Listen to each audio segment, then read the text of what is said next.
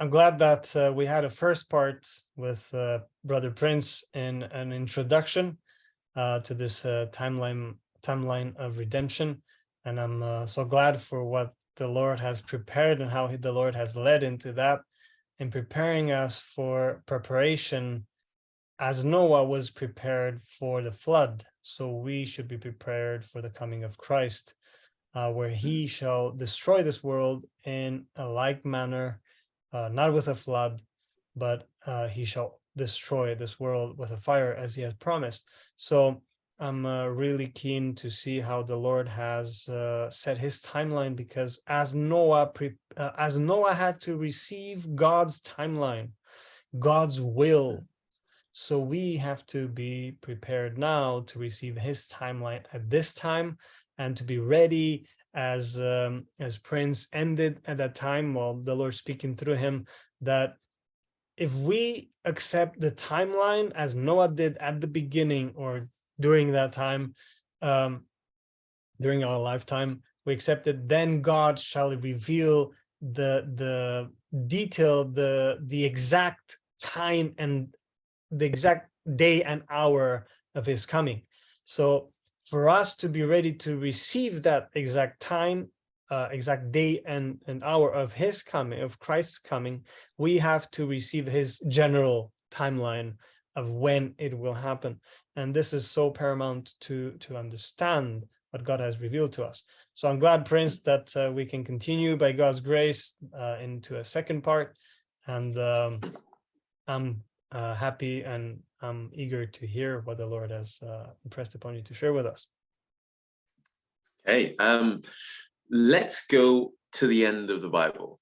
I find that sometimes it's useful to get to the end and then work your way backwards to see, well, how did we get to this point? So let's go to a chapter that we had referred to in part one of this study conversation in the book of Revelation. And let's go to chapter 20, and we'll read the first three verses. Chapter 20, verse 1, 2, 3. And we can take it in turns with this one. You read verse 1, I'll read verse 2, you read verse 3. And I saw an angel come down from heaven, having the key of the bottomless pit and a great chain in his hand. And he laid hold on the dragon, that old serpent. Remember that, we'll come back. Which is the devil and Satan, and bound him 1,000 years. And cast him into the bottomless pit, and shut him up, and set a seal upon him, that he should deceive the nations no more, till the 1,000 years should be fulfilled. After that, he must be loosed a little season. So there are two things that jump out in that passage. First one is this reference to that old serpent. And the next one is this 1,000 years. So as we approach this one, we ask, well, this old serpent, what's John here talking about? And as those who are familiar with the Bible, earlier in part one, we talked about how the story started off so beautifully, Genesis 1, Genesis 2. Then we skipped to the end, the Revelation 21, 22, and it was beautiful. But everything else in between was the entire story of humanity. So in Genesis 2, we left Adam and Eve in the garden in their perfection, naked and not ashamed, being able to abide in the presence of God. But once we go to Genesis 3, we find something else. So let's keep our finger in Revelation 21, because we're going to need to bounce back and forth. Because in Genesis 3, verse 1, the first, I'll give you a moment to find it. There it is. The first three words after this perfect human story are, now the serpent. Like, whoa, what? What's going on here? So already the way Moses has written this suggests this story is about to become very different from what we've just read in the first two chapters. And it all hinges on the serpent. The serpent comes in and introduces something in human history that is not what was supposed to happen. And whatever was introduced here in Genesis 3, verse 1, is the same thing that God is still trying to change, to counter, perhaps is a better way of saying it, all the way in Revelation 20. I'll say that again. Whatever is introduced here in Genesis 3, God is still dealing with in Revelation 20. And it's this old serpent. And part of God's answer to dealing with this old serpent is to lock him up for 1,000 years. Now, as students of the Bible, and as those interested in this conversation about the timeline, we have our first piece of information for the timeline. 1,000 years where that old serpent from Genesis 3 is bound. Now, for those who are more familiar with Adventist history, we know that the Advent movement comes about in the mid-1800s when there's a discovery that God has presented a timeline that takes us to the time of judgment. And this timeline is very specific, concluding and leading us to this period where people are interested in the prophecies and understanding what's going to happen and when it's going to happen. And so we have this 1,000 years period in Revelation 20. And the question that comes to mind, at least that came to my mind when I was looking at this, was, is this the literal 1,000 years? Or is it a symbolic 1,000 years? The book of Revelation is opened by, the truth is about to be presented through signs and symbols. So most of the creatures, most of the characters, rather, in the book of Revelation are symbolic of something else. Here we're told in verse 20, in Revelation 20, verse 2, we have him, this is the angel, having the key of the bottomless pit, laid hold on the dragon. That's the first characteristic. That old serpent, okay? So this is the same character by a different name, which is the devil. Okay, that's a third different name, and Satan. So 4 different names for the same being. So clearly, whatever God is trying to communicate through us, he's using it through symbols to tell us about an actual being who's doing actual things. And the activities of this being are best described in the character of the serpent, the devil, Satan, the dragon. So naturally, as we study Revelation, we can ask the question to say, well, maybe even the time periods being spoken of are also symbolic of something else. And we have to go and study to unpack, are we supposed to take this literally, or is this trying to tell us about something else? And so when we now begin the timeline, we're just going to write that down somewhere, 1,000 years, and we're going to come back to it as we answer this question, is this literal or symbolic? If it's symbolic, what's it symbolic of? If it's literal, where does it fit in the story? So to answer that question, we have to now go right back to the beginning and say, how do we deal with time prophecies in the Bible? And what kind of prophecies are there? And so when we go back right to the beginning, we find that the very first time prophecy that we are given, explicitly given, is found in the book of Genesis, chapter 15. Genesis 15. And in Genesis 15, we find the character of Abraham. At the time, he was still called Abram, who is to be the person that God is going to do something that will be the answer to whatever was happening in Genesis 3. God makes a promise to this character, Abram, and he gives him, as part of his story, a time prophecy. And this is now Genesis chapter 15.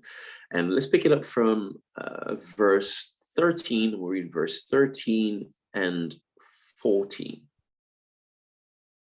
Genesis chapter 15, verse 13 and 14, which says, and he said, this is God speaking, and he said unto Abram, know of a surety that thy seed shall be a stranger in a land that is not theirs, and shall serve them, and they shall afflict them 400 years. And also that nation whom they shall serve will I judge, and afterward shall they come out with great substance. So God has given a period of 400 years that's going to elapse before an event happens involving the descendants of Abraham. So the Bible is beautiful because you can just keep reading from this point to find, well, what happened with the descendants of Abraham and how long did it take? But here in Genesis 15, we find our first time prophecy. Let's just remind ourselves, we're trying to answer the question, are we supposed to take this time period literally, or is it symbolic of something else?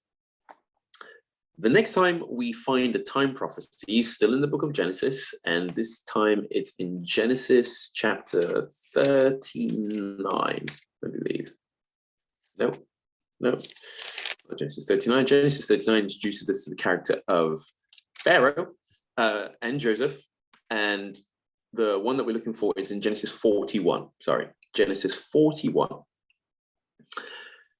In Genesis chapter 41, we find that one of Abraham's descendants is a character called Joseph. He is the grandson, great-grandson. He's the great-grandson of Abraham, and he's found himself in Egypt.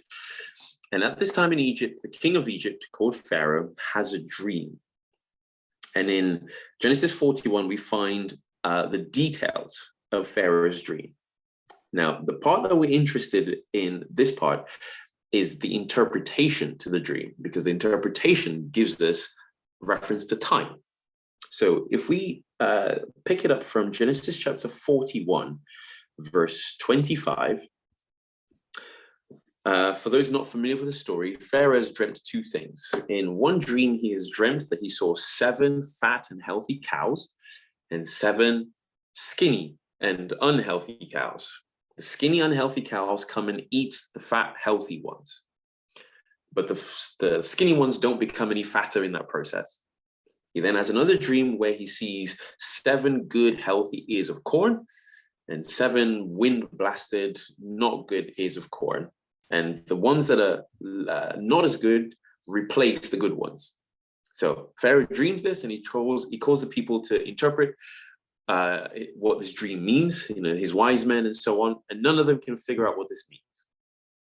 Then Abraham's great-grandson, Joseph, is called from his prison cell because some people in Pharaoh's court have had experience with Joseph interpreting what dreams mean.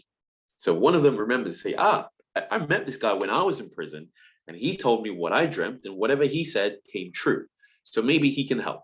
So Pharaoh calls Joseph to be brought in, and Joseph now comes in at this moment. In verse 25 of chapter 41, Joseph said unto Pharaoh, the dream of Pharaoh is one.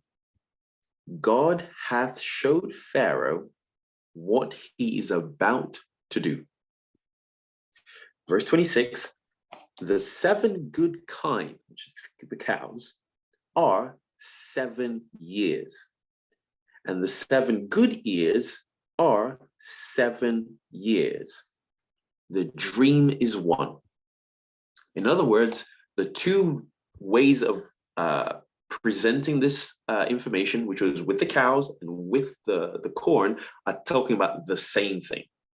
So God has just given the dream twice in 2 different symbols, but both symbols are talking about the same thing. And the same thing being talked about here is the period, which is 7 years long.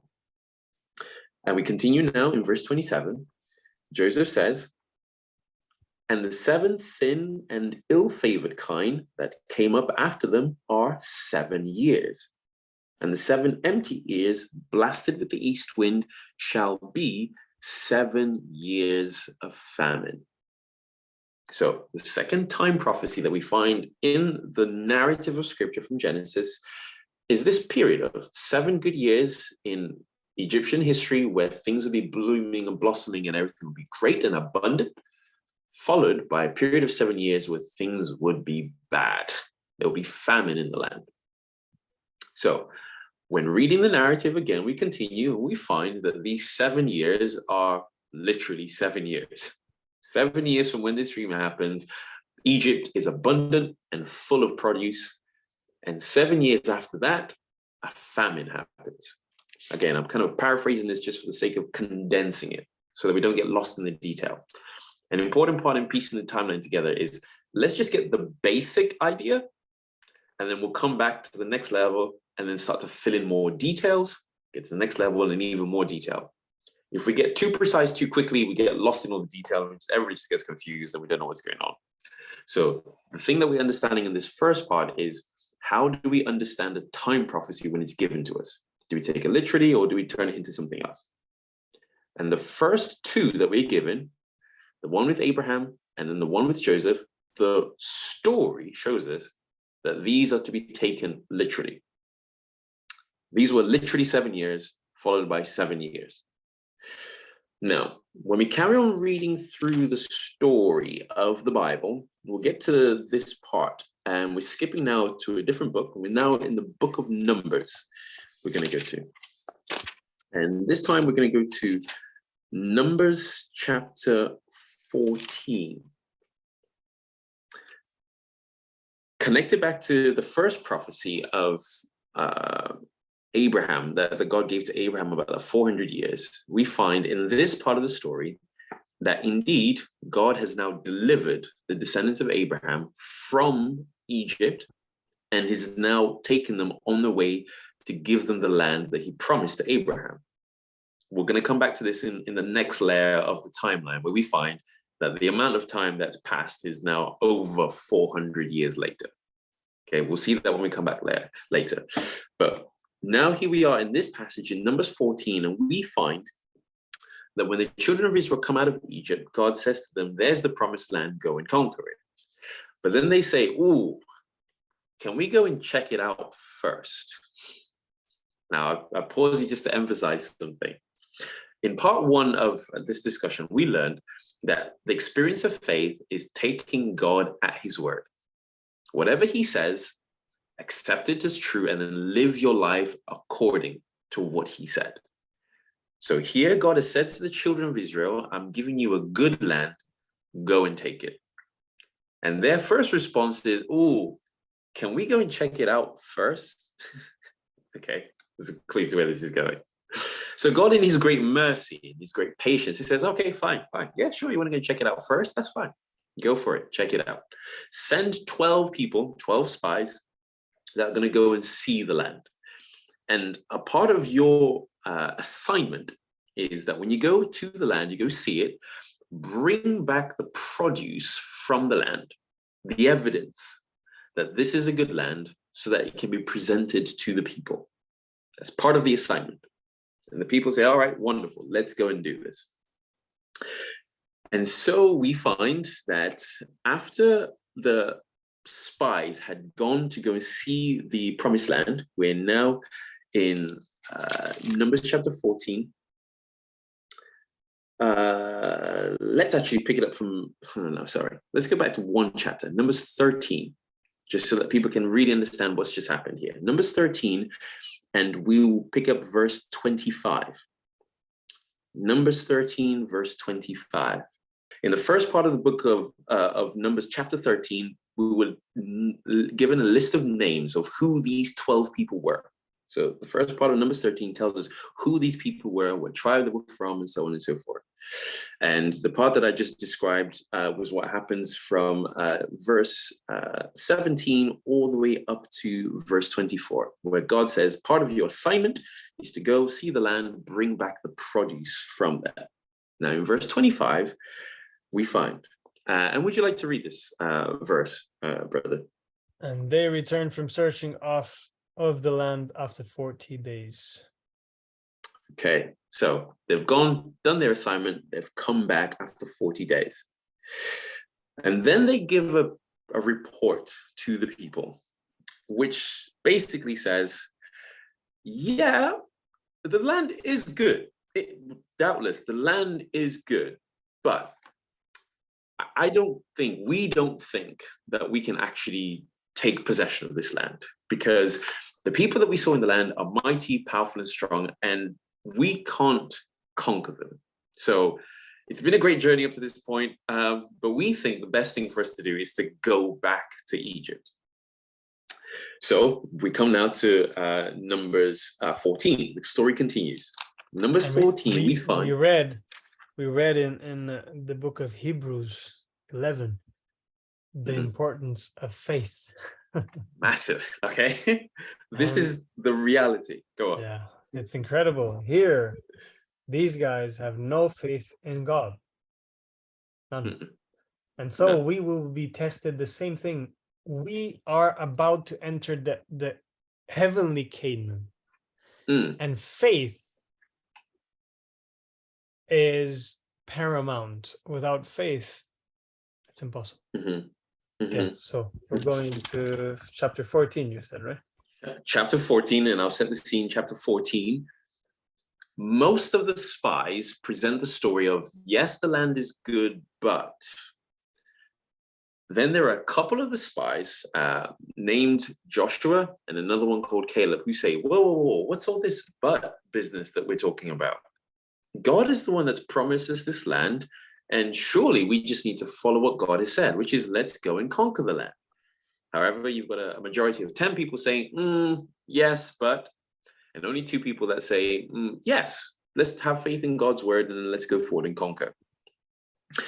There's conclusion of this discussion is that the people as a nation decide we don't want to go. So God says, okay, I will give you whatever you wanted. Now, in their panic and in their distress, one of the things that they said was, would to God, we wish we had died in this wilderness, or would to God, we had died in Egypt. They gave God an option. We wish we had died in the wilderness, or we wish we had died in Egypt. So God, being the gentleman that he is, says, okay, I will grant you your wish. You are going to die in the wilderness. And now verse 34. So for those waiting for which verse in Numbers 14? Numbers 14, verse 34, we find God says this to the people in response to their wish. He says, after the number of the days in which ye searched the land, even 40 days, each day for a year, shall ye bear your iniquity, even 40 years, and ye shall know my breach of promise. Verse 35, I, the Lord, have said, I will surely do it unto all this evil congregation that are gathered together against me. In this wilderness they shall be consumed, and there they shall die. God says, I will give you what you asked for. And the amount of time it's going to take is exactly the number of days that it took you to spy out the land. For 40 days, you did not believe that I would give you this land. So for every day you spent not believing what I said, will be a year you will spend me granting your wish. You went and spied the land for 40 days. I will now pass you 40 years worth of granting you your wish, which is dying in the wilderness. For each day, 1 year. So we have another time prophecy, brother. Yeah, and in amazing. This one, and it's amazing because God gives us what we believe. And, exactly. And same in these last days. It is so important not to play with God and with what we believe. Because what we believe, God shall give us. If we believe that he is not able to deliver us, he won't in the time that is coming. And it's so sad, but may God help us, at least some, and those who are watching will be watching, help us to believe him. Mm-hmm. Mm-hmm. Amen. Amen.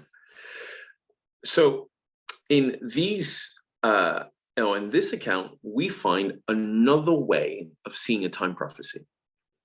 That there is a time when sometimes God gives a time prophecy where we don't take it literally. The time that they would wander around in the wilderness and die wasn't literally 40 days, as per the prophecy, because God was going to apply each day to be a whole year, a day for a year. So with these two perspectives of sometimes a time prophecy should be understood as a day for a year, and other times it should be understood literally as it reads. So with that question, we now come back to Revelation 20 to say, this 1,000 years, how are we supposed to understand that? Do we take that literally, or do we apply a day for a year to that one? Because between Genesis and Revelation, we'll come to the book of Daniel in due time, where we're going to find lots of time prophecies. And we need to know when we're supposed to take this literally, when we're supposed to apply this day for a year principle. And so how do we know, brother? How do we know when to take it literally, when to not take it literally? So the shortened version of answering this particular question involves looking at every single time prophecy there is in the Bible, from Genesis all the way to Revelation. So I'll present the summary of it. When you do that exercise, look at every single time prophecy, Genesis to Revelation, this is what you will find. Whenever a time prophecy is given and the amount of time the prophecy would take is 7 years or more, then it is to be understood literally. So in Genesis 15, when God says to Abraham, 400 years will be the time that your descendants are afflicted, that is literally 400 years. When Joseph says to Pharaoh, 7 years of bounty and blessing and plenty, followed by 7 years of famine, it is literally 7 years of bounty, 7 years of famine. For example, let's now look at the opposite situation. And this time, let's go to the book of Daniel.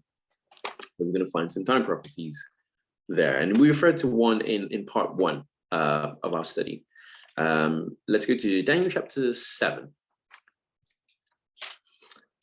And just so that we can see a reference to a time prophecy and see kind of how long it is. And you took us to Daniel 7, verse 25. We had read in part 1 of this study. So let's go back to it again, and let's just see what time period was referenced in that prophecy and how long that would equate to be. So let's read it again, just to remind everybody. It says, "And he shall speak great words against the Most High, and shall wear out the saints of the Most High, and think to change times and laws. And they shall be given into his hand until a time, and times, and the dividing of times." So for those not familiar with this way of writing and this kind of references, when the passage here says time, it's referring to 1 year. When it says times, that is a multiple. So that's at least 2, a minimum of 2. And then when it says the dividing of time, it's half of whatever 1 was. So the period here being described is 3.5 years. 1 time was 1 year, times is 2 years, so 1 plus 2 is 3, and half a time is a half, so 3.5.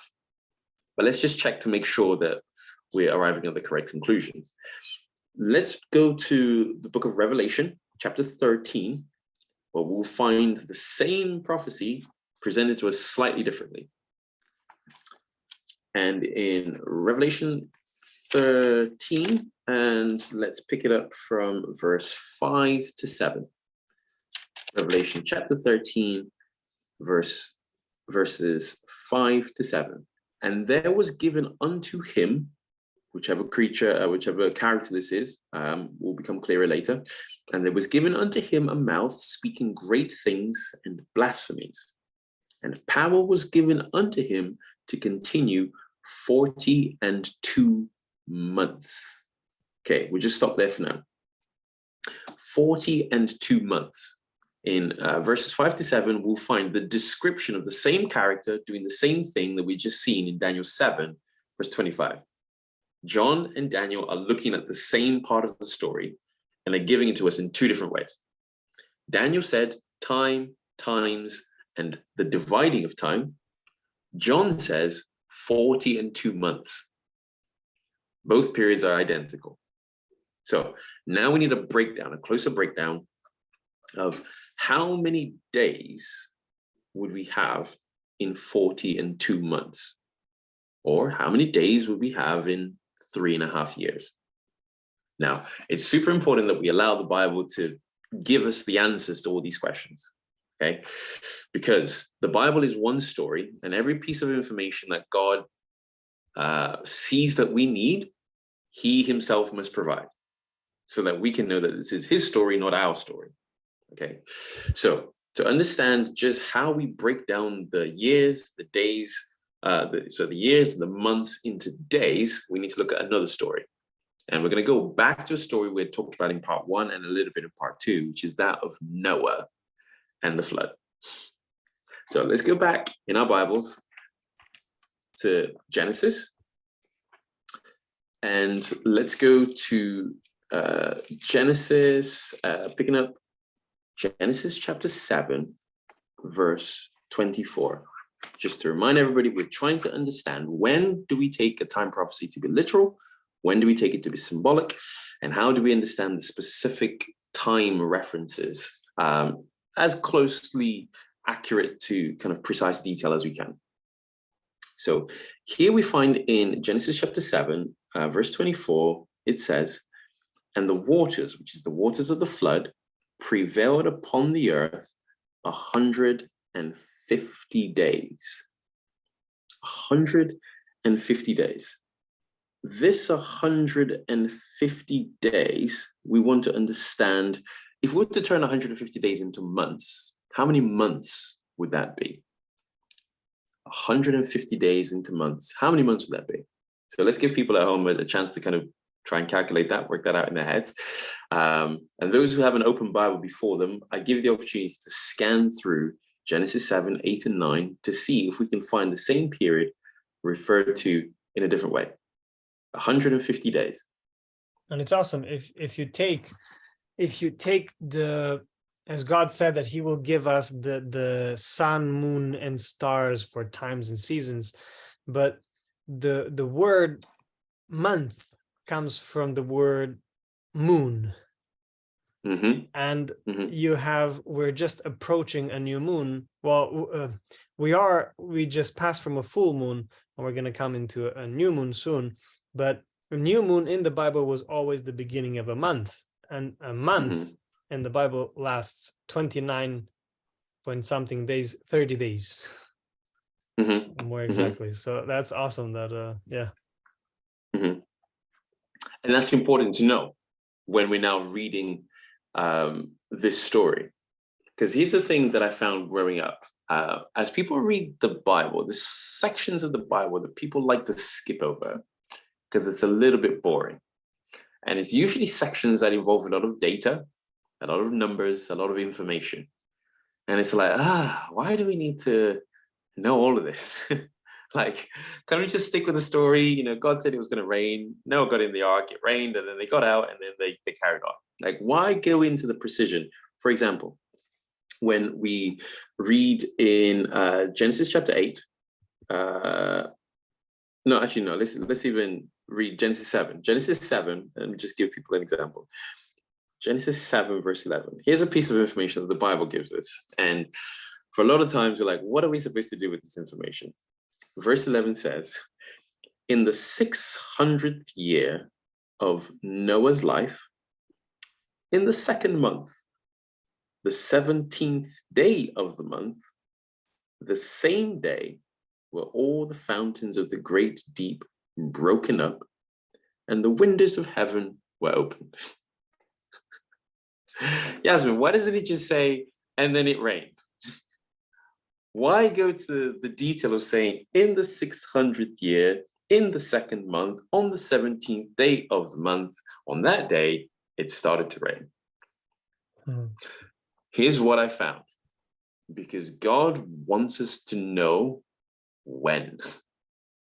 If we are to understand this timeline, we need to know specifically when these things happened so that we can plot them and be able to see the big picture of when these things happen on the timeline, because this is going to help us to now understand the whole thing. So when we get to chapter 8, we find another verse that's similar to one we just read in chapter 7, verse 11. Genesis 8, we find in verse 13, and it came to pass in the 601st year, in the first month, the first day of the month, the waters were dried up from off the earth. And Noah removed the covering of the ark and looked, behold, the face of the ground was dry. And in the second month, on the 7th and 20th day of the month, was the earth dried. That's some very specific time-related information there. So we don't have to guess. When did the flood start? How long did it last for? In these two chapters, God has told us exactly when it started, exactly how long it lasted for, exactly how long it rained, exactly how long the waters were upon the earth, exactly how long it took the waters to go off the earth, exactly how long it took to dry, and exactly when they came out of the ark. It's important to not skip over details. It's important to not skip over the information, because while we may not see the big picture yet, all of this information is super important. And when people kind of read through the paper, through the book, they'll see why this piece of information here is so important. So I'll summarize just to say this. We find that those 150 days are 5 months. 150 days is 5 months. Now people can do the quick math. If 150 days is 5 months, how many days in a month? You kind of gave the answer earlier. 150 divided by 5 is 30. 30 days on average is a month. So this information is useful now because when we go back to Revelation 13 and we find John describing the period when this power would have the authority, the power to blaspheme the name of God and persecute these people, and he says they had the power to do so for 42 months, we can now do the simple math. 42 times 30. If each month is 30 days, how many days would we get in 42 months? I'm sure somebody at home is screaming out the answer. 1,260 days. 1,260 days. Okay. 42 divided by 12 months is the same exact answer from Revelation. And from Daniel. And from Daniel, yeah. So you find this period of 3.5 years is the same as 42 months, which is the same as 1,260 days. All three are equivalent. So we then say, okay, we have an equivalence from years to months to days. Now, do we take this time prophecy to be literal or symbolic? By looking at the events that are to transpire for that period, we find, no, this has to be symbolic. The narrative, and this is not us guessing, by reading the narrative of Scripture, we say, well, how long did that take to happen? And by comparing it with history, we find, okay, no. That period was symbolic of a longer period. So let's just hold that thought. That period of 3.5 years, we find that the Bible has given us the same period in days. It's giving it to us in years, times, and the dividing of time. It's given it to us in months, 40 and 2 months.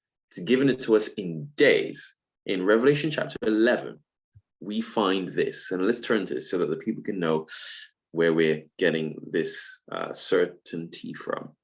Revelation chapter 11, and we will read verse 2 and, oh, no, just let's give people a running. Let's read from verse 1 to 3. Verse 1 to 3. Revelation chapter 11, verse 1 to 3. Verse 1 says, "And there was given me a reed like unto a rod, and the angel stood, saying, Rise, and measure the temple of God, and the altar, and them that worship therein. But the court which is without the temple leave out, and measure it not, for it is given unto the Gentiles, and the holy city shall they tread down 42 months." There's that period again. "And I will give power unto my witnesses, and they shall prophesy 1,260 days, clothed in sackcloth."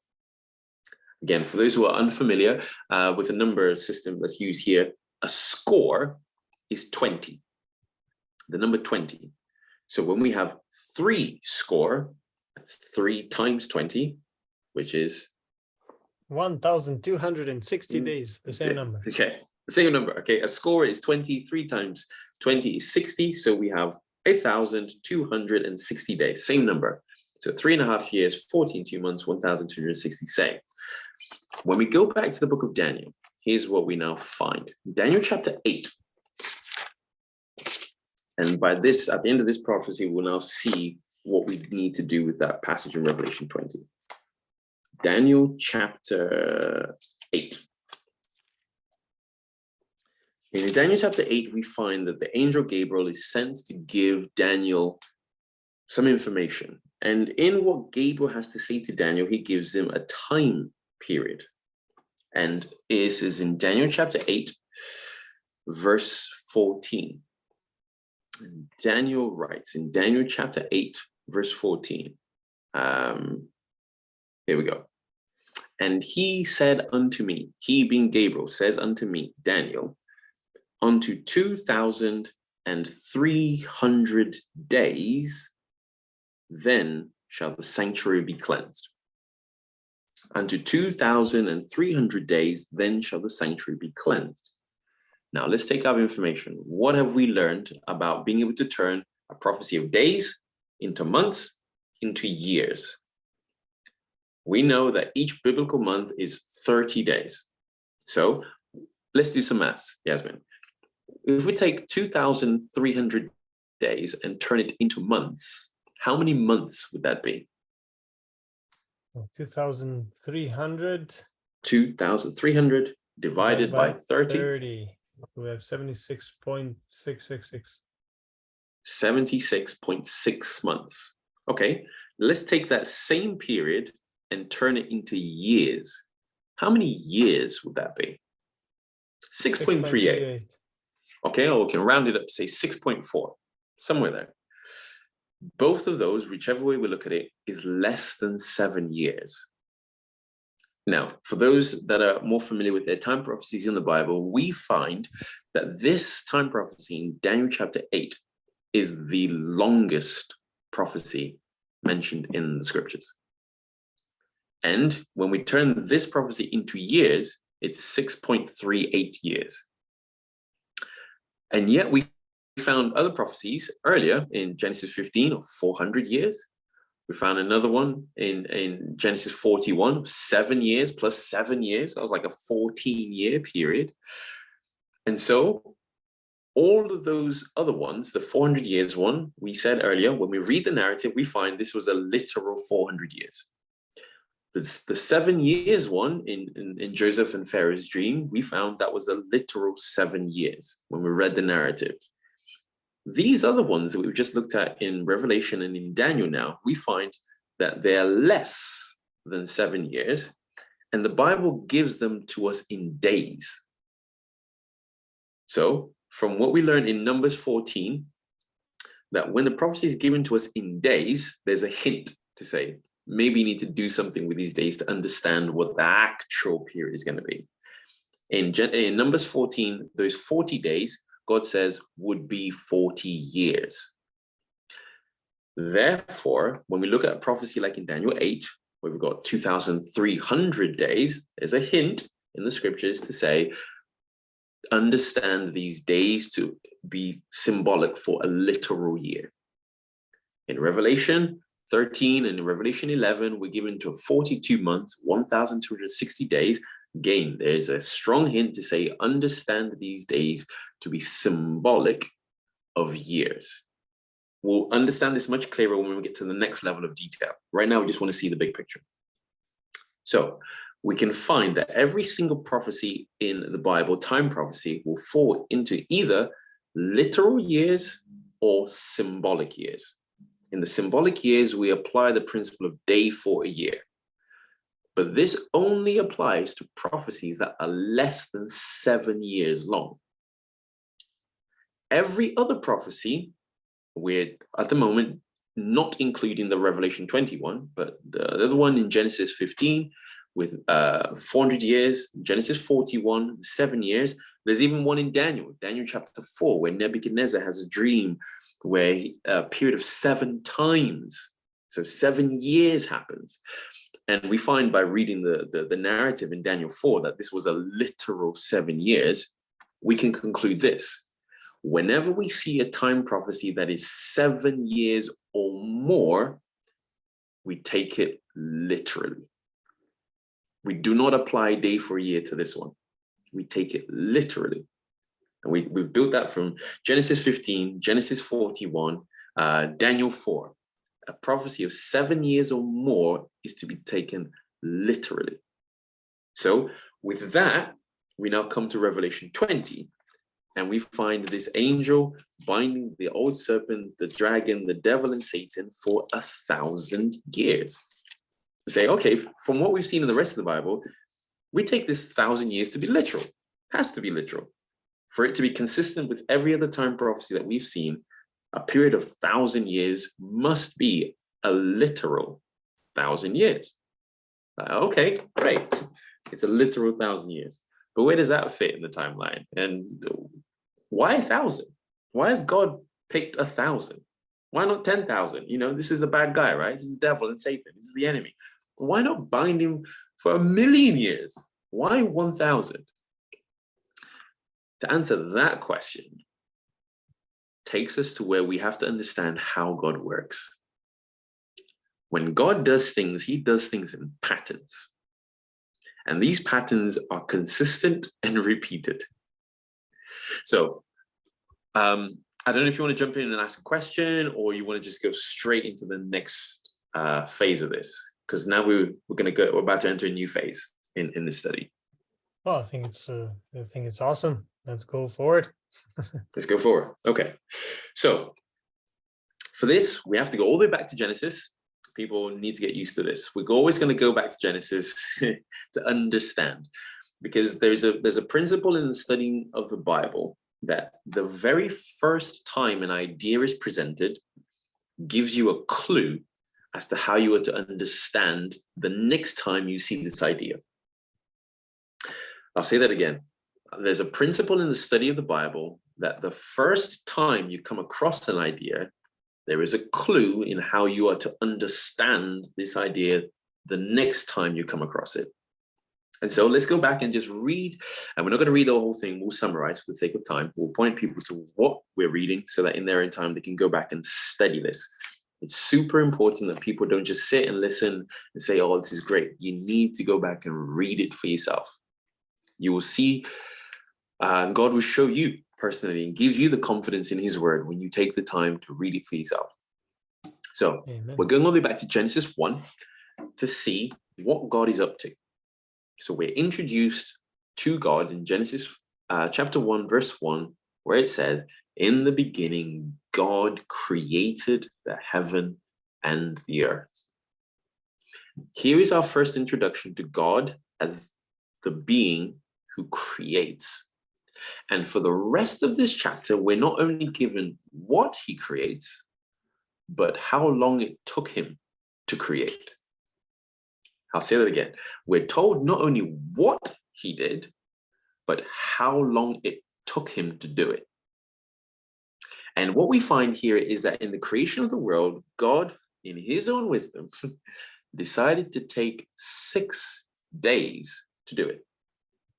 And we can know that for sure because at the end of chapter 1, we find the verse that we had read earlier, Genesis chapter 1, verse 31, where we find said, and God saw everything that he had made, and behold, it was very good.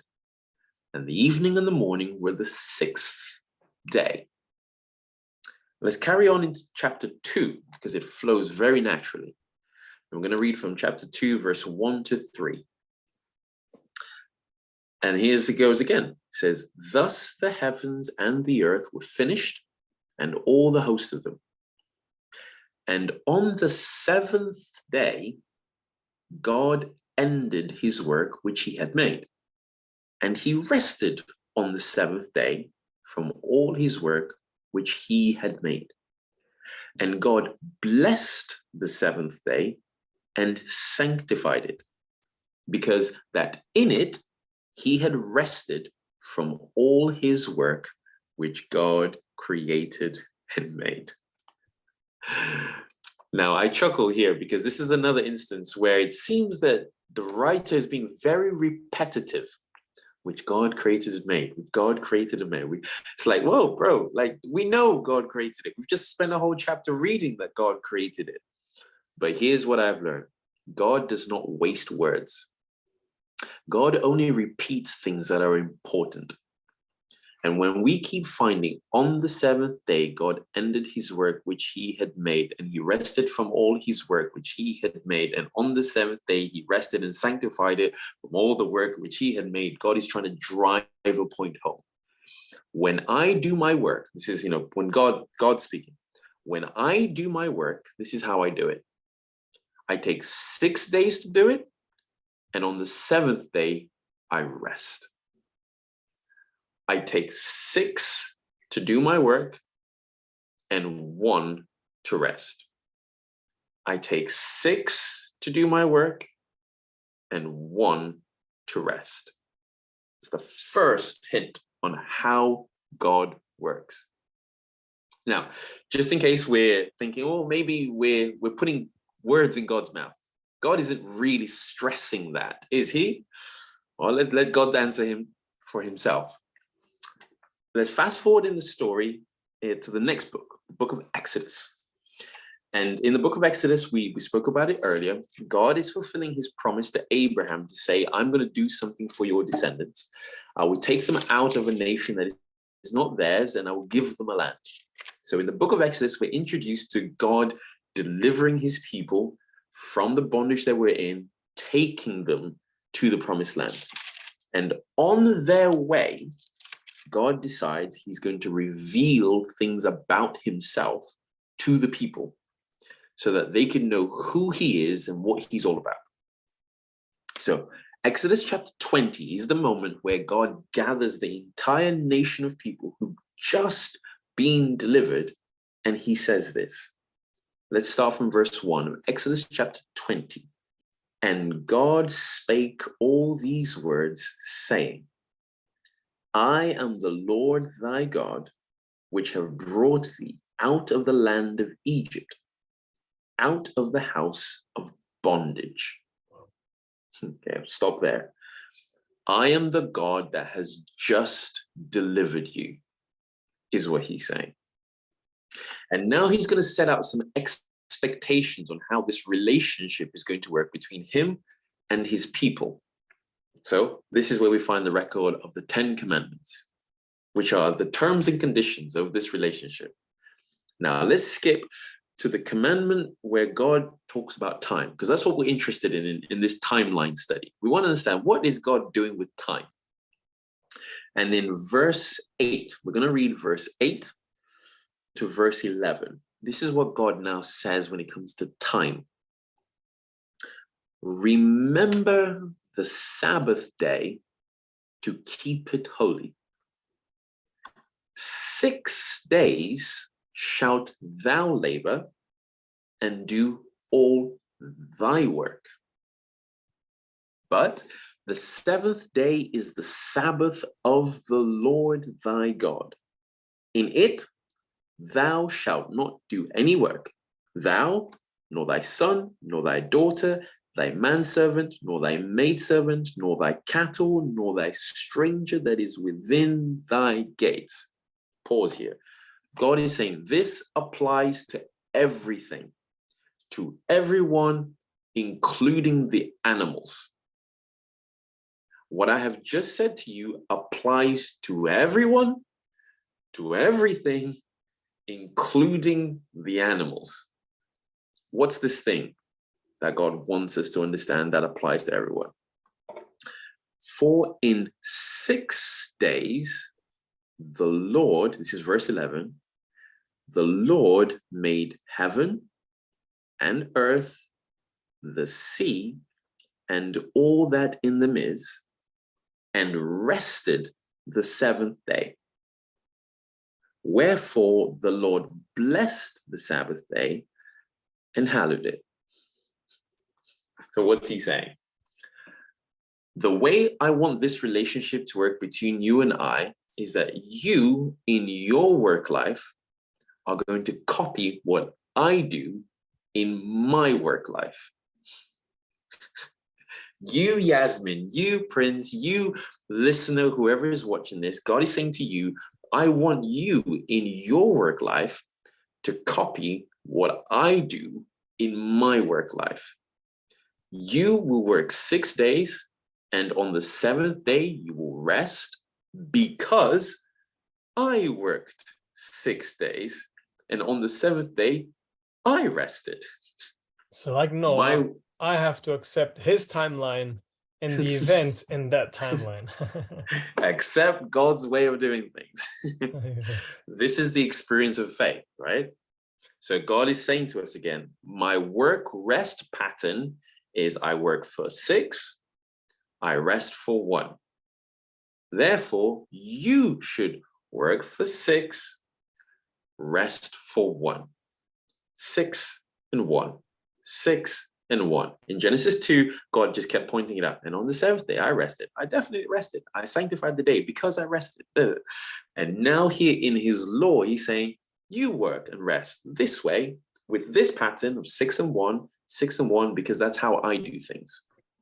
When I'm creating, I do it to a ratio of 6 and 1 in terms of how much time it takes me.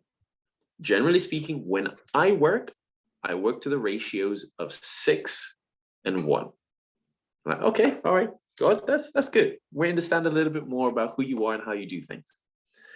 He continues. Same chapter, let's now jump down. And he gives us this. Actually, no, sorry. Next chapter. This is still the same passage where God is now explaining. So next chapter, still at Mount Sinai, the people are still receiving God's instruction. Exodus 21, and let's start with verse 1. It says, now these are the judgments which thou shalt set before them.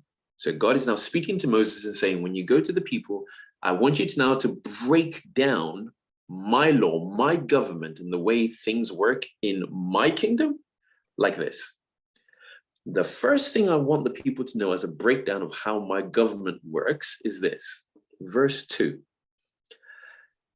If thou buy an Hebrew servant, 6 years he shall serve thee. And in the 7th he shall go out free for nothing. If you hire a Hebrew servant to work for you, he will work for you for 6 years. And after 6 years, you let him go for free. All right? He's free after 6 to now enjoy. 6, and in the 7th, he goes free. So we've seen that ratio again. Works for 6, 7th, he goes free. And now God is talking about years. It's not about days. In the first instruction, he was talking about days, like the weekly pattern. Now God is talking about a yearly pattern, that 6 years the servant will work for you. But in the 7th year, he won't work for you, because in the 7th year, he's going to be free. 6 and 1. Okay, so we know how our work-life balance is to work on a weekly level. We now have an idea of how it's to work on a yearly level. After 6 years, then rest, or the man goes free in the 7th. What about when it now comes to doing other work? For this one, we're going to go to the book of Leviticus, the next book. Now, the context of the book of Leviticus is God goes into detail, like forensic detail, on how the people are to worship him and how they are to conduct their worship. Okay, this is the book that the priests, the tribe that was chosen, which is the tribe of Levi, they were supposed to be the instructors of the people. They would teach the people the ways of God. And unfortunately, the book of Leviticus gets skipped by a lot of Bible students and Bible readers, because it just goes into a level of detail that makes people scratch their head thinking, why do I need to know this? Why all this detail? And we'll find out why as we continue this journey. Let's go to Leviticus 25. In Leviticus 25, we're going to read a few verses, starting from verse 1.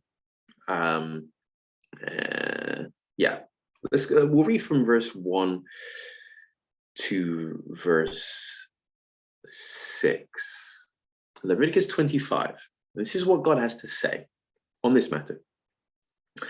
And the Lord spake unto Moses in Mount Sinai, saying, Speak unto the children of Israel, and say unto them. So this is still in the same context as we just read in Exodus 20 and 21. Same context. Verse 2. When ye come into the land which I give you, then the land shall keep a Sabbath unto the Lord. Whoa, hang on. We've heard that one before, this idea of Sabbath. How does Sabbath work? God explains. Verse 3. 6 years thou shalt sow thy field, and 6 years thou shalt prune thy vineyard, and gather in the fruit thereof. But, verse 4, in the 7th year shall be a Sabbath of rest unto the land, a Sabbath for the Lord. Thou shalt neither sow thy field nor prune thy vineyard. That which groweth of its own accord of thy harvest thou shalt not reap, neither gather the grapes of thy vine undressed, for it is a year of rest unto the land.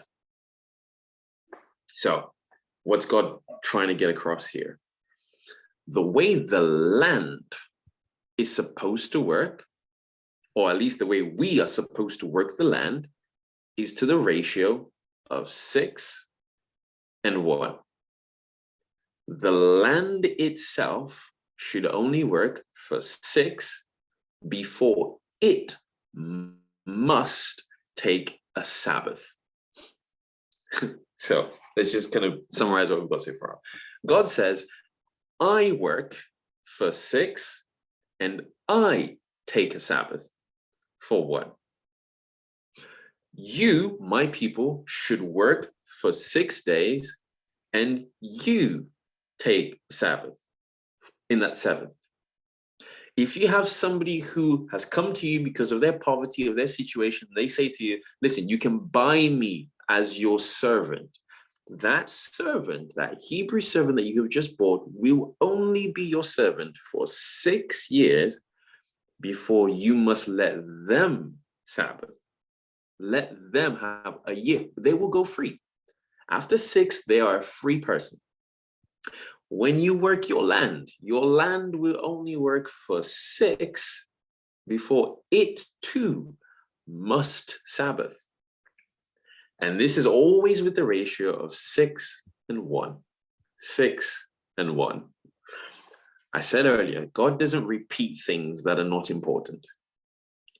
And here in the passages that we've just looked at, God has covered every person in the world, every situation, every level of creation has been encompassed by this idea that God keeps repeating over and over again, that this whole system has been set up to work in the ratio of 6 to 1. And this one is a Sabbath. Like, okay, so with that, we're now ready for the next chapter, which is chapter 26 of Leviticus. Because God is now about to go into great detail about something that's seemingly initially unconnected to what we've just been talking about. But we'll find, oh no, God is telling us the same thing. Now, I'll pause here just to give people a nugget to summarize what we're doing as we're studying this thing. This whole study kind of podcast discussion that we're having, we've called it the timeline of redemption.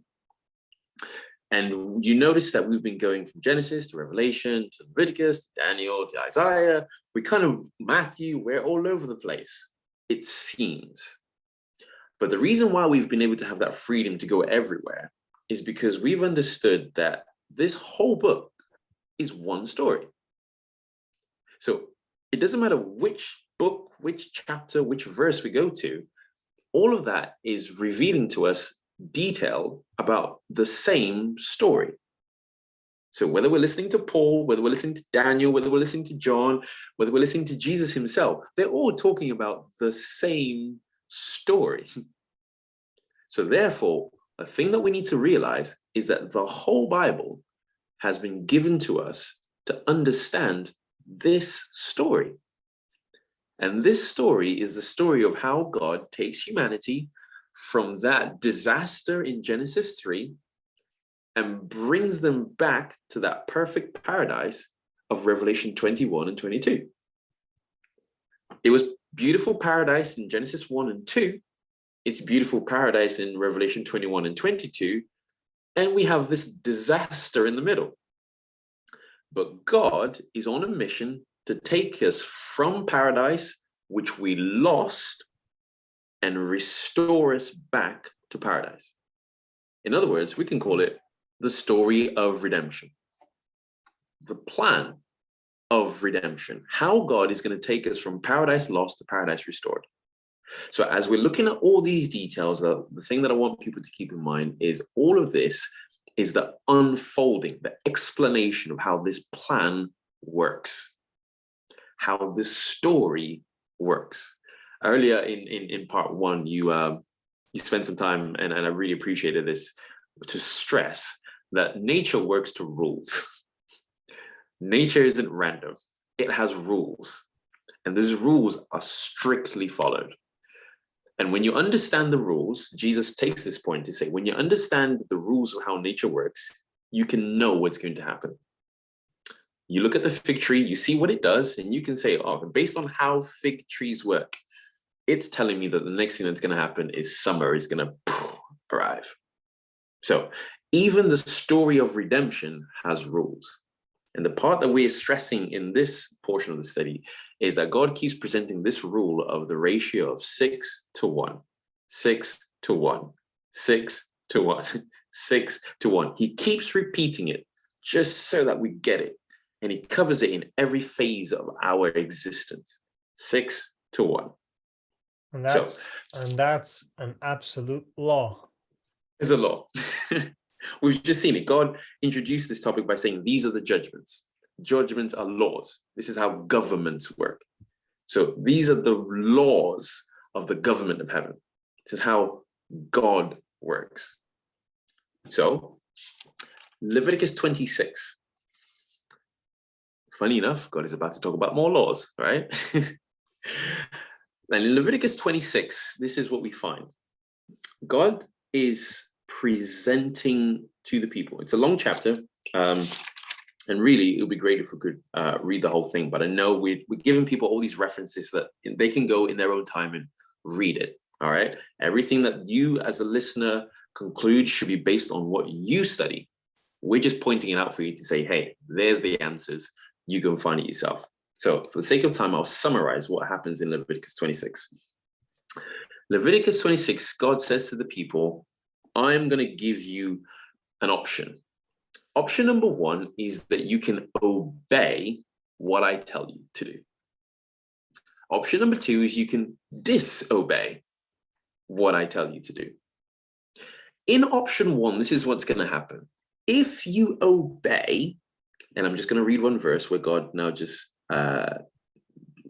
gives part of the reward for obedience. This is Leviticus 26, verse 6. The whole thing from verse 1 to verse 13 is God explaining the benefits of obedience, but I'll just read one verse. He says, "And I will give peace in the land, and ye shall lie down, and none shall make you afraid. And I will rid evil beasts out of the land, neither shall the sword go through your land." All right? So, in short, God says, if you obey what I say, you will not only be able to enjoy the blessings of the land in terms of the produce and so on, but your land, your country, your nation will be a nation of peace and will know nothing of war. If you obey, you enjoy the benefits of the land and you have a nation of peace. Even the animals, you won't have wild, ravenous animals in your land, because I'm going to make sure that such things don't exist in your land if you obey. That's option one. Option two is you can disobey. And here's what's going to happen. Here's what's going to happen if you disobey. And from verse 14 onwards, we'll just read the first few verses so that people can see the point.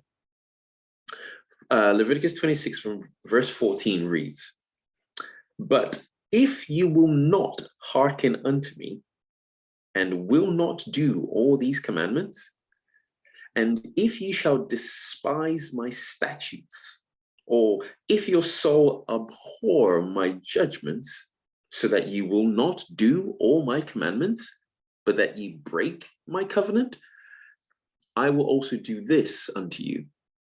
I will even appoint over you terror, consumption, and the burning ague that shall consume the eyes and cause sorrow of heart. And ye shall sow your seed in vain, for your enemies shall eat it." One more verse, verse 17. "And I will set my face against you, and ye shall be slain before your enemies. They that hate you shall reign over you, and ye shall flee when none pursueth you." In other words, you're going to live in a land of fear. You're going to live in a land where the produce of the land is poor. You're going to live in a land that's going to be filled with violence, and you'll even be so scared that you'll be filled with paranoia, which is when you're running away from something that's not even chasing you, is what God is saying. This is what's going to happen if you disobey. Now, God isn't trying to just abandon the people to their disobedience.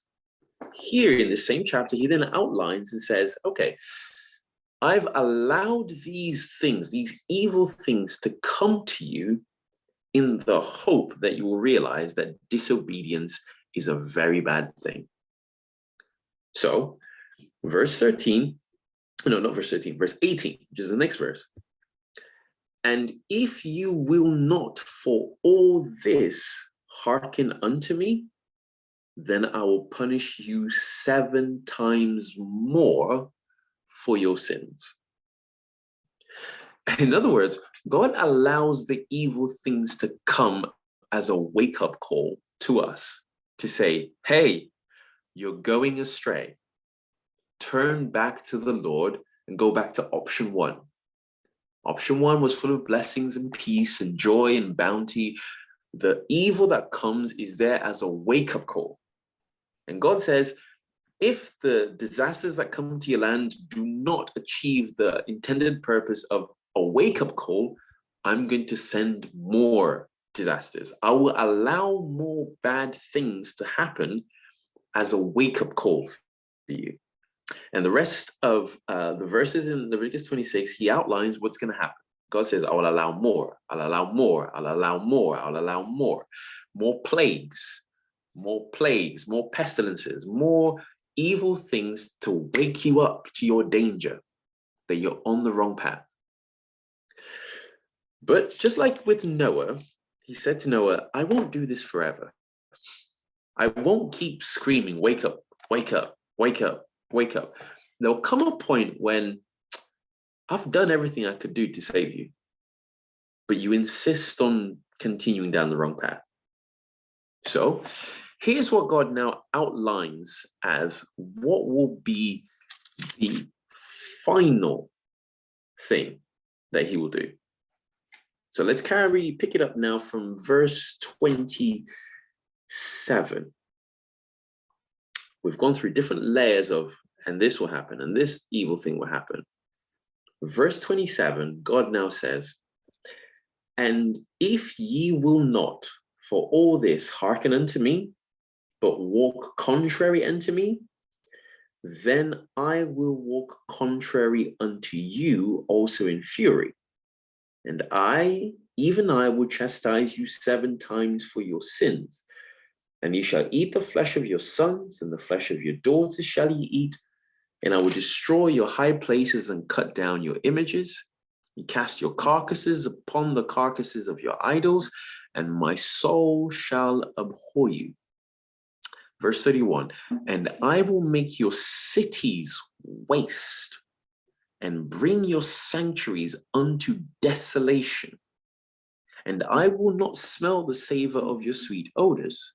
Verse 32, and I will bring the land into desolation, and your enemies which dwell therein shall be astonished at it. And I will scatter you among the heathen, and will draw out a sword after you, and your land shall be desolate, and your cities waste.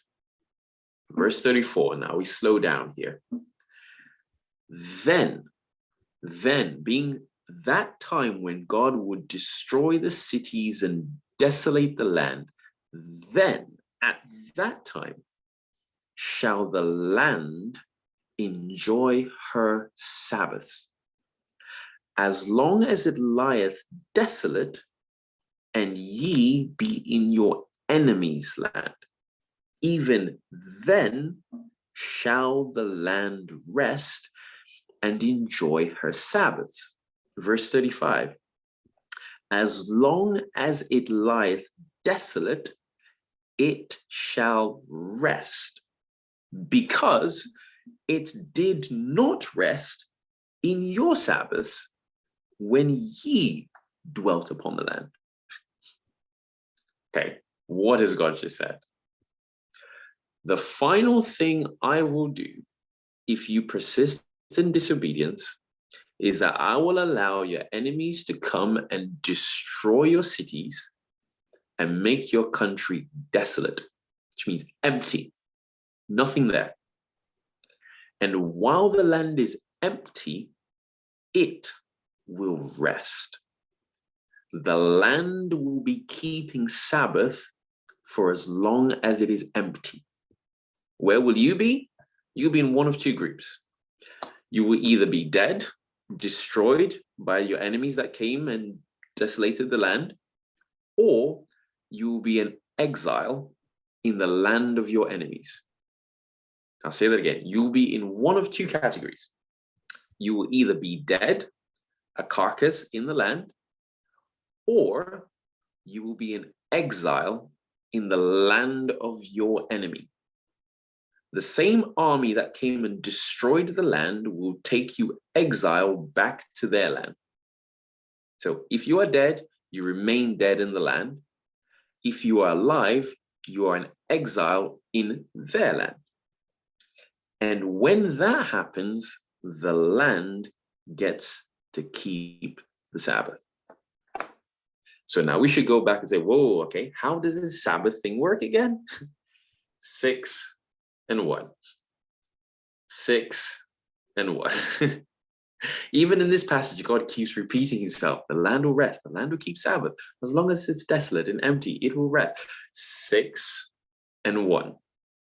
So here's now our big pattern established. When God works, he works to the ratios of 6 and 1. This one is called a Sabbath, the Sabbath. And this one applies to God himself.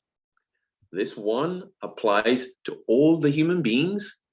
This one applies to the natural world. This Sabbath rest applies even to the land. And God tells us, when you find the situation that the land is desolate and empty because an army has come and destroyed all the cities, at that time, the land is keeping the Sabbath. And the land will remain keeping the Sabbath for as long as it lies empty. And it seems like, okay, well, we're done, right? Well, okay, 6 and then 1 and then, okay, story's over, right? No. God carries on in Leviticus 26. And he says, and we're skipping now ahead. Okay, we can go through the verses, but I want us to drive to a point just so that we can really complete this long picture, this kind of template that we're now going to come back to at the next level to fill out the details in. God now says in verse 44, so we're still in Leviticus 26, but now we're going to verse 44.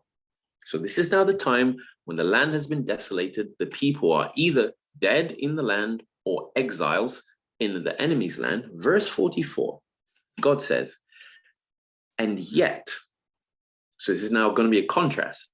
It seems like he's finished, but it says, God, no. There's still something else.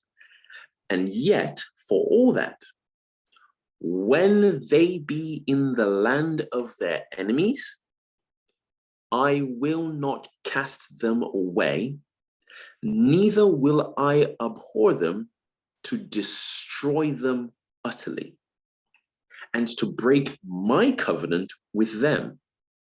For I am the Lord their God.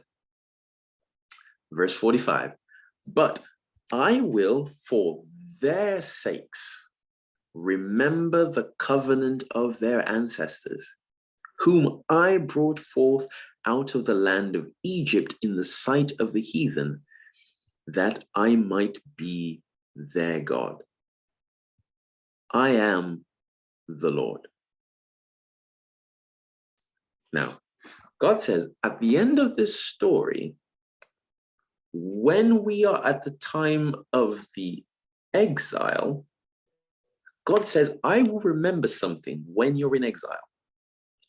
When you're in exile, I will remember my covenant to your ancestors. And my covenant to your ancestors was that I would give you the land. So, at the end of your exile, I will bring you back to the land as I had promised. Okay, so now let's put that all together. God says, when I work the ratios of 6 and 1. When the land works, it works the ratios of 6 and 1. If because of your disobedience, you do not listen to my statutes, my judgments, my laws, my commandments, the final thing that's going to happen is that I will allow your enemies to come and destroy your land and make it desolate, and I will make you either dead in the land or exiles in their land. While you are away, the land will keep Sabbath. When you're in exile, I will then remember the covenant that I made to your ancestors, which was to give you the land. So at the end of your exile, I will bring you back to the land. Now that is the complete template that God says he will do. So remember, faith is taking God at his word. Whatever he says he will do, we believe it even before it's happened, and we'll live our lives according to what he said. So all of this we can see is prophecy. God is saying, if this happens, then this will happen. If this happens, then this will happen. Okay, the people are stood at Mount Sinai. They're like, okay, all right, you are God, we are your people. None of what he's just described has actually happened. He's just presented the scenario. If you go this way, this will happen. If you go that way, this will happen. So he's also told us what he's going to do, how he's going to do it, and also how long he's going to take to do it. It doesn't seem as obvious. It's interesting that this has taken place in history in a small scale. So Yes, in Israel, it took place twice, right? With Nebuchadnezzar, and then with the Romans destroying. And this is what actually took place there. And it's awesome because this is what God is trying to say, that this will happen at the level of the whole world. Because the whole world is encompassed, not only the Jewish nation, the Israelites, because all were created by God and the whole world belongs to him. And this is awesome. Amen. So let's go to those stories, because now we want to start verifying, not that we disbelieve God, but because he's given us his word to say, hey, check me out. Remember in Isaiah that we read, I tell you these things before they spring forth, so that when they happen, you can believe that I am he. Well, he said this is what he would do, right? If the people were obedient, he would bless them like this. If they were disobedient, these are the curses that they would receive. So let's go to one of the prophetic books in the Old Testament. And that's the book of Jeremiah. Now, Jeremiah, as you've just set up beautifully, Jeremiah is the prophet that's alive when King Nebuchadnezzar, the king of Babylon, is about to arrive to Israel, to Jerusalem. So whatever we're finding Jeremiah talking about, he's going to be the prophet that's alive when these things are about to be fulfilled. Okay, that's the important context to read in the book of Jeremiah. Jeremiah is the prophet that's alive at the time when the things that were prophesied to happen start happening. And God in Leviticus 26 said, if you disobey, this is what's going to happen. And so Jeremiah chapter 29. Okay, there's a lot we can look at Jeremiah, but just to keep it simple and clear at this level, for everybody that's listening and following along, we find in the book of Jeremiah, so 29, and as you're turning to it, the context is this. The history of Israel has been full of disobedience, full of disobedience, to the point where God has said, listen, I have tried and tried and tried to warn you and bring you back, and you just wouldn't listen. We've gone through the times of the prophet Elijah when the land was in a drought for 3.5 years. The produce wasn't being produced. The people were brought to starvation and all of this, and none of those things have worked. So in Leviticus 26, God says, the last option I'm going to have is I'm going to exile you. I'm going to allow an army to come and destroy your land, and you're either dead in the land or you're in exile in the enemy's land. So here is the setup to Jeremiah chapter 29. Now, in Jeremiah 29, Jeremiah is instructed by God to write a letter to the exiles. Now, the people are in Babylon, which is where Nebuchadnezzar is the king of, and there's a bit of a controversy in the debates and the discussions of God's people. These are God's people talking among themselves. And some of them are saying, no, this is a short thing. This is temporary. God is going to come and deliver us from Babylon, and we're going to go home, next week after. No, next year. There are all these different dates that people are throwing around as they're debating back and forth. So God instructed Jeremiah to write them a letter to end the debates. And this is what God says through Jeremiah. So Jeremiah chapter 29. And we're going to pick it up from verse 10.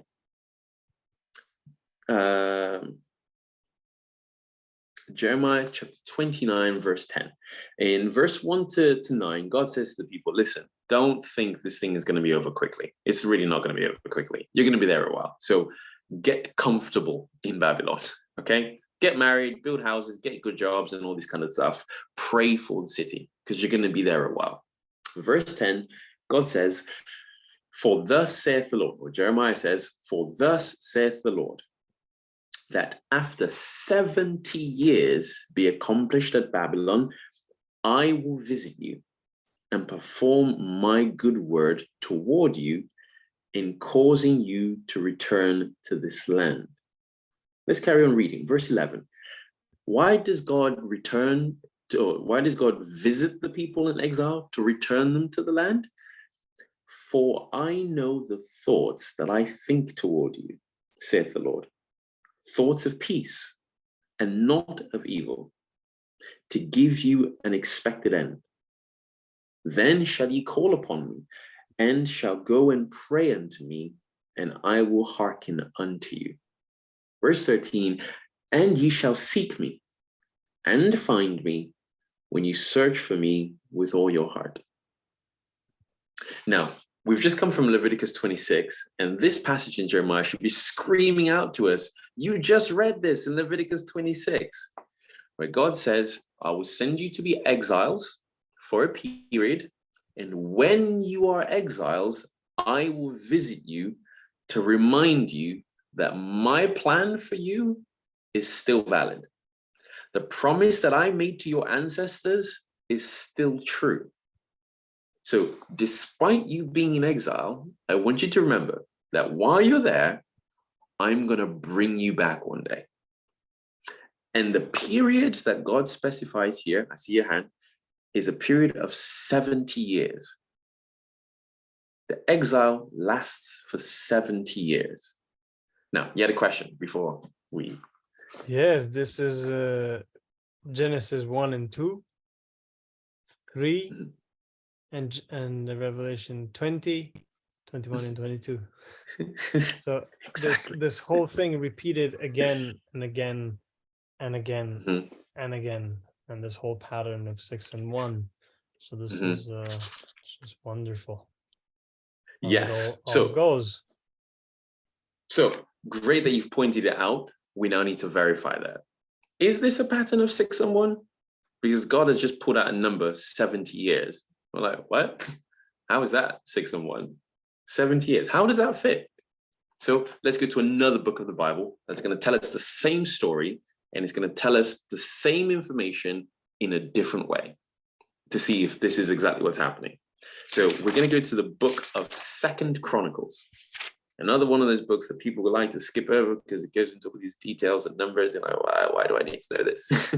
You need to know the saints to have confidence that what God said he will do is exactly what he will do. So 2 Chronicles chapter 36. Now, we just read Jeremiah, and I summarized for those that were listening what the book of Jeremiah is, the context in which it happens, and the time period in history when it happens. And we find that Jeremiah was the prophet that was alive just before the end of the nation as they knew it, just before Nebuchadnezzar comes in to destroy the land, make it desolate, to kill its inhabitants and take some exiles. And we find that Jeremiah said that the period of their exile was going to be 70 years long. Now we're asking the question, why 70 years? Here's our answer. In 2 Chronicles chapter 36, we start from verse 17. Okay, we're keeping the back of our mind, Leviticus 26, God said, the final option I'm going to do is I'm going to send an army that's going to destroy your land. All right, so 2 Chronicles chapter 36, verse 17, and it reads, therefore he, that is God, brought upon them the king of the Chaldees, who slew their young men with a sword in the house of their sanctuary, and had no compassion upon young man or maiden, old man or him that stooped for age. He gave them all into his hand. And all the vessels of the house of God, great and small, and the treasures of the house of the Lord, and the treasures of the king, and of his princes, and all these he brought to Babylon. And they burnt the house of God, and brake down the wall of Jerusalem, and burnt all the palaces thereof with fire, and destroyed all the goodly vessels thereof. And them that had escaped from the sword carried he away to Babylon, where there were servants to him and his sons until the reign of the kingdom of Persia. Verse 21, let's get this one. to fulfill the word of the Lord by the mouth of Jeremiah, until the land had enjoyed her Sabbaths. For as long as she lay desolate, she kept Sabbath to fulfill 70 years. Now, earlier when we were going through the time prophecies in Revelation, we explained that a score is an old way of saying 20. So 70, which is 3 times 20, would be 60, and 10. So 60 plus 10 is 70 years. This is the answer to the question we were asking in Jeremiah. Why 70 years long? Because that's the amount of time the land needed to be able to keep Sabbath. So if the land is keeping Sabbath for 70 years, let's now plug in our ratio. How long were the people in open apostasy for? I have to do some math now. If the Sabbath lasts for 70 years, how long were the people in apostasy for? So 70 times 7. This time we do 70 times 6. Because the Sabbath is the 1, so we need to figure out what's the 6. So 70 times 6. 420. 420 years. Okay. So now we're slowing down at this point because this is where we're now going to transition to the next phase, like the next layer, where we now start to get into more detail. Okay. If the Sabbath is 70 years long, that means the time of their apostasy was a continuous 420 years of open apostasy before God says, do you know what? Enough. Time's up. The next thing is exile so that the land can keep Sabbath. So there's our 6 and 1. So we're saying it, and this is where now people will need to do a lot of work. You refer to it in our part 1. This is now where you need to read the entire book of 1 Samuel, 2 Samuel, 1 Kings, 2 Kings, 1 Chronicles, 2 Chronicles, because these books are full of data and names and dates and periods and so on. And it can boggle the mind, thinking, why do I need to know how old Hezekiah was when he came on the throne and how long he lived for and why do I need to know that? This is why you need to know that. Because to understand why Jeremiah at God's instruction says the time of exile will be 70 years, you need to know with clarity that they were in open apostasy for 420 years. You and I can just say that because we've plugged in our ratio, right? We've taken God his word. He's told us, I work in ratios of 6 to 1, 6 to 1. He's told us what the 1 is, and we just do the math and say, well, the 6 must be 420 plus the 70, which is the Sabbath. The whole period is 490 years. We can now say that. Simple. That's the easy one. To now verify that, we now need to read all 6 books. But here we have enough information now to say we can now see what God is doing. Because if this is consistent, and if we can read the book of 1 Samuel, 2 Samuel, 1 Kings, 2 Kings, 1 Chronicles, 2 Chronicles, and more, and find all the data to support this conclusion, we can say every time God gives us this pattern, we can just do the simple math. All right. So now we come back, if we're ready, this isn't too much, if we don't need to take a break, to say, okay, we started this part of the study, part 2, by reading Revelation 20.